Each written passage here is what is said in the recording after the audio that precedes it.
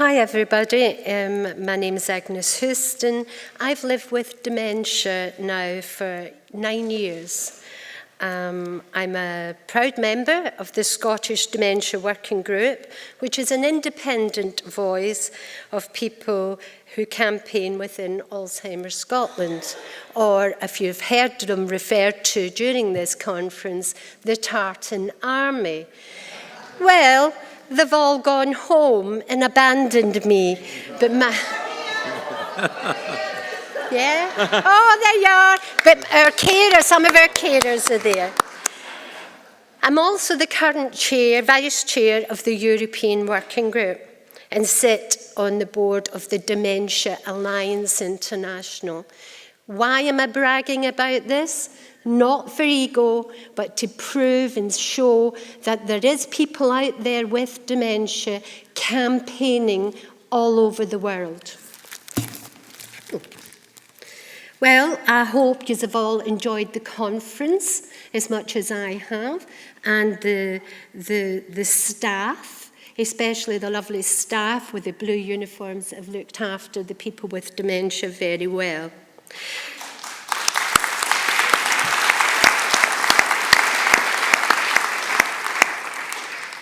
Today, I'm going to try and give you a brief glimpse into the life of the Scottish Dementia Working Group and the partnerships that we have made along the way.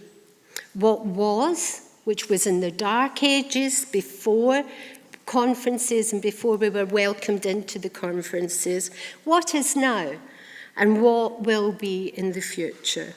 The Scottish Dementia Working Group was set up in 2002. I said the dark ages and I meant it, when things were done to us and we were not consulted. The beginnings of our group started over a cup of coffee and a chat. James McKillett, I'm not sure if he's here. Hi, James. He's my mentor, my pal, and my friend. He was a person with dementia, and he was sitting with a healthcare professional, and he said to them, "Why are there no groups for us? Why does nobody want to hear our voices, and why are we not speaking out?" So these two brave people went out and found another 4 or 5 people who were interested, and that was the start of the Scottish Dementia Working Group. These people went on to tell of their own lived experiences in their own voices, and they produced booklets and made DVDs. Some are still used today. This was the first step of many on the Scottish Dementia Working Group campaigning trail. The group then established a constitution and followed an agenda. They planned their campaign very well, carefully, and they set a standard that is still followed today. This standard of ethics, work ethics. And it was these ethics that earned the Scottish Dementia Working Group the respect from professionals, and as the reputation of the group grew, so did the requests coming in. Why? Because we did what we said we would do. We turned up in time, we dressed appropriately, and we most certainly did not look like people with dementia, because we, So anyway, it was great. And if we were asked to speak on a certain subject, we stuck to that subject. We timed ourselves. We always timed so that we would finish beforehand. And constantly, I remember Nicola Sturgeon saying to me when I took over chair from James, and I remember her saying to me, "You have a hard act to follow, but I will put lots of people off. But I will never put the working group off, because they will drop something from their questions and respect that my time is precious." And that was great to hear. But that wasn't always easy. especially for our staff who supported us, because when dementia time kicked in, which meant we would forget time and where we were supposed to be, our supporting staff were familiar with, "Are you lost?" And we would say, "Oh no, I'm not lost. I'm just not where I'm supposed to be. Send a taxi, I'll be there shortly." But we were always there on time.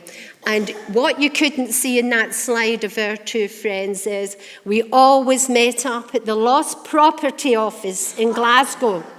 And you can't see the Lost Property sign.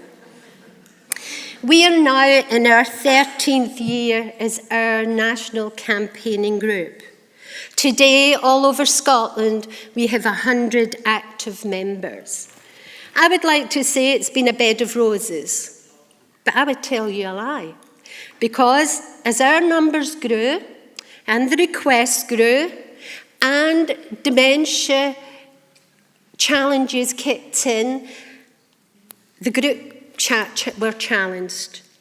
Times were changing, people were speaking out more, and we had as a group to adapt to these changes.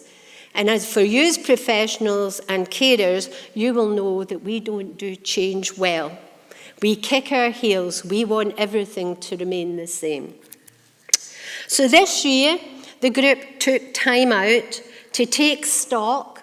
We brought in a professional to see if they could find out how and reevaluate what was working and what was not working, and where we should be going from here. Because our group members, people like me, we like to be involved in everything. And we don't have the time or the staff to be able to do it. So it's an in-house joke that the working group has a finger in every pie. And we're like the bad penny. You can't have anything about dementia in Scotland, but one of our members will be there. To do this, we done great partnership. I have to applaud Alzheimer Scotland, Henry Simmons, the Chief Executive's photographs there, our current chair, another Henry, and the group that's there. Alzheimer Scotland was very pioneering, and they invited James as our first chair to be a board member on the trustee. Now I'm proud to say that Jean has, in Europe, also has Helga on the board, our European chair. The Scottish Government, another partnership we forged, and we meet with the Health Minister. We don't care whether they're, whatever they call them, I don't know, what political party they are. We'll work with the devil themselves, please believe me. As long as it's for the benefit and the good, so we are non-political. We sit on the Dementia Implementation and Monitoring Group. It's hard, believe me. We sit on the National Health Service Training Programme Board. Again, another very intense group. They set out the Promoting Excellence framework for all health and social care staff working in Scotland. And at the moment, they're collaborating and combining them. And you know, that's hard as well. We've collaborated with many universities, not only in Scotland, but across the continents. We found, though, that the professionals needed help. They thought they were the experts, but you know, they didn't know how to help us and get the best out of our expertise. We could participate fully in meetings. So the working group set ground rules. If you wanted to involve us, you had to abide by the ground rules. And over the years, the group were having many researchers coming, asking the working group for their opinion and to participate. Again, what we done was, we thought, well, yeah, that's okay, but you're not abiding by our rules. So we set out the core principles for involving people with dementia in research. And you can download these, and these are well sought after, and most researchers now use it. So you can see that we've been busy, we've been active, but other partners and partnerships also included other working groups of people with dementia. We had visits from Japan, Australia, Canada, and Ireland to see how does it work in Scotland? What have you got? What could we do to have this in our country? So that collective, collaborative partnership resulted in other working groups happening, the European Working Group being one of them. And recently, 2 of our newer members went to visit the newly formed Irish Working Group in Dublin.